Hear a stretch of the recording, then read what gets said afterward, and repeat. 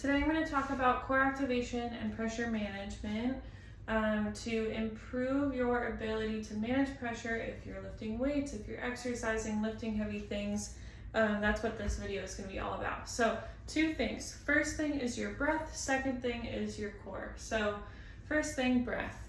If we try to make it as simple as possible, first of all, I don't want you to hold your breath anytime. Let's say we're doing a chest press, a squat, whatever that is.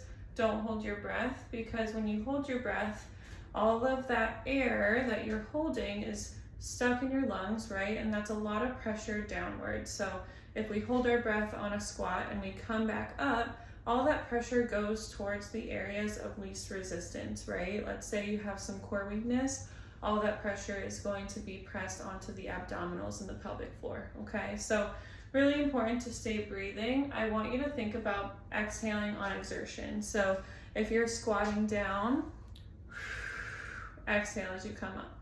Inhale down, exhale up. Same with chest press, right? Shoulder press.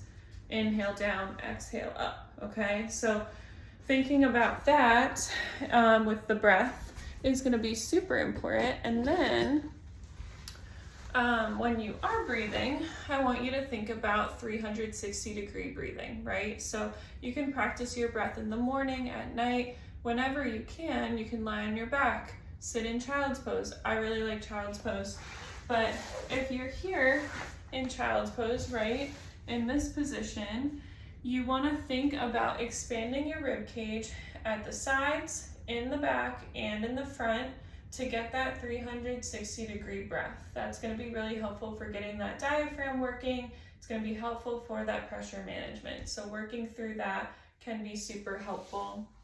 Inhaling, expanding the rib cage in all directions.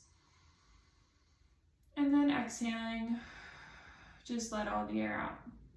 Inhaling, feel that expansion.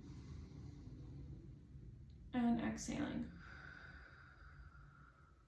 So you would practice that for about a minute or two every day. That's going to be really helpful for improving your breathing mechanics.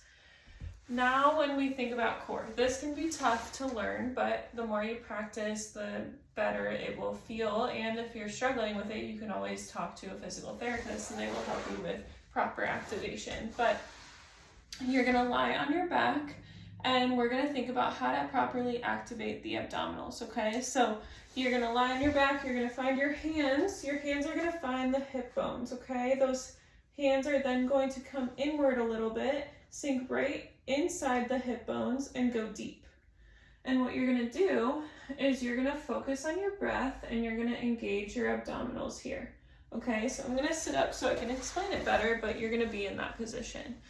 So I'm going to find that deep part right inside my hip bones. I'm going to breathe in, feel the expansion of my belly. On the exhale, I'm going to draw those hip bones towards each other, feeling that deep abdominal muscle kick on. So you'll kind of feel it pop into your fingers on your exhale. And then you'll inhale, relax, exhale, repeat. So it's okay for the whole abdominal wall to activate, but I really want that focus to be on the lower abdominals first, and then that gradual engagement as you go up, right? Because if we're thinking about it from a pressure management standpoint, if we are activating our core from the top down, all of that pressure goes down too. So it'll go down to where you have the most weakness. If it's in your abdominals, if it's in your pelvic floor, your inguinal region, whatever that may be, all that pressure goes to the path of least resistance, right? So if we're engaging from the bottom up, that's going to help manage pressure. That pressure will come up towards the thoracic cavity, the lungs. It's going to be a lot better management of that pressure. So that's a little breakdown of breath and core. If you're working on that abdominal coordination like we're just doing on our back, I would do that for 1 to 2 minutes a day until you feel really comfortable with that. And you would want to strengthen your abdominals as you go on, so progressing that movement, but that's a really great starting point.